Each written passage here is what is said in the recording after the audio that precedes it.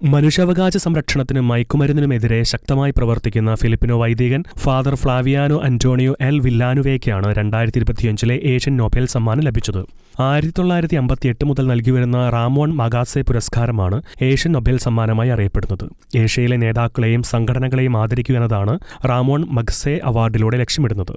മയക്കുമരുന്നിനെതിരായ യുദ്ധത്തിനിടെ ഇരകളായ വിധവകളുടെയും അനാഥരുടെയും എണ്ണമറ്റ ഭവനരഹിതരുടെയും പേരിൽ റാമോൺ മഗസെ പുരസ്കാരം എന്ന ബഹുമതി സ്വീകരിക്കുകയാണെന്ന് വൈദികൻ പറയുകയുണ്ടായി. ബാല്യത്തിൽ മയക്കുമരുന്നിനടിമയും പിന്നീട് മാനസാന്തരപ്പെട്ട് society of the divine word സഭയിൽ വൈദികനാവുകയും സമൂഹത്തിൽ മയക്കുമരുന്നിനെതിരായി ബോധവൽക്കരണം നടത്തുകയും ചെയ്തയാളാണ് ഫാദർ വില്ലാനുവേവ. മുൻ ഫിലിപ്പീനീസ് പ്രസിഡന്റ് റോഡ്രിഗോ ഡ്യൂട്ടർട്ടേയുടെ കാലയളവിൽ മയക്കുമരുന്നിനെതിരായ രാജ്യത്ത് നടന്ന സംഘർഷാവസ്ഥയിൽ 30,000-ഓളം പേർക്കാണ് ജീവൻ നഷ്ടമായത്. റോഡ്രിഗോയുടെ നയങ്ങളുടെ ഏറ്റവും കടുത്ത വിമർശകരിൽ ഒരാളായിരുന്നു SVD സന്യാസ സമൂഹാംഗമായ ഫാദർ വില്ലാനുവേവ. 1998 സെമിനാരിയിൽ ചേർന്ന ഫ്ലാവിയാനോ അന്റോണിയോ എൽ വില്ലാനുവേവ 2006 വൈദികനായി അഭിഷിക്തനായി.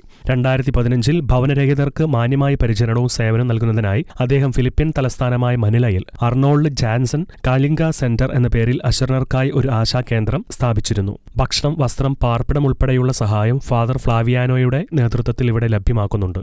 സമൂഹത്തിൽ വേദന അനുഭവിക്കുന്ന സാധാരണക്കാർക്കു വേണ്ടി ജീവിതം മാറ്റിവെച്ച ഫാദർ ഫ്ലാവിയാനോ അന്റോണിയോയ്ക്ക് ലഭിച്ച പുരസ്കാരത്തിൽ വിശ്വാസികൾ സന്തോഷം പ്രകടിപ്പിച്ചു. ഭൂരിപക്ഷ ക്രൈസ്തവ രാജ്യമായ ഫിലിപ്പീൻസിൽ കൂടുതലും കത്തോലിക്കരാണ്. ഫിലിപ്പീൻസിൽ 7ാമത്തെ പ്രസിഡന്റിന്റെ റാമോൺ മഗ്സയുടെ പേരിലാണ് ഈ പ്രൈസ് അറിയപ്പെടുന്നത്. 1957 വിമാനാപകടത്തിലാണ് അദ്ദേഹം മരണപ്പെട്ടത്. International desk Shekinah news.